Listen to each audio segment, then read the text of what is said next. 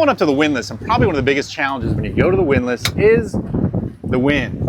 Well, the windlass, right? Predominantly in the summer, the wind goes from the south, so it's coming right now from right to left or starboard to port. So when I'm going into a slip, the wind's blowing this way, and I'm trying to go into one of those slips, and the challenge is as I aim at, let's say, one slip, the wind's gonna push me to another one. So one of the biggest mistakes folks make is they try to come in perpendicular to the shore, when in reality, you should be coming closer to the dock than heading into the wind before I make a left or turn port to get into the slip. So I'm gonna show you that right now. So instead of just trying to drive straight into one of these slips, because even as I'm moving forward, you can see I went from being over in this slip to this one, because as I drive forward, the wind is pushing me to my port side. If I stayed on this trajectory, I'd end up probably over at that dock.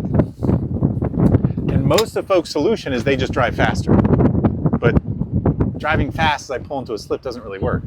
So I'm actually gonna slow the boat down and turn into the wind over here so I can get closer to that dock before I make that final approach in. So I'm gonna pull into this slip right over here on the port side.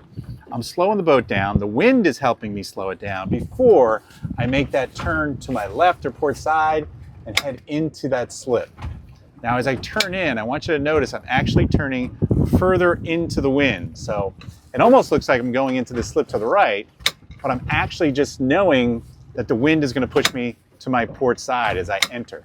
And worst case, if I don't go far enough, watch, I'm just gonna put it in reverse, slows the boat down until I have that opportunity to pull in. And as I pull into that slip, I'm favoring the starboard side more than the port. And my last move is wheel to my right or starboard side in reverse, which is stopping the boat from going forward and pulling the stern off that port side where it's about to hit.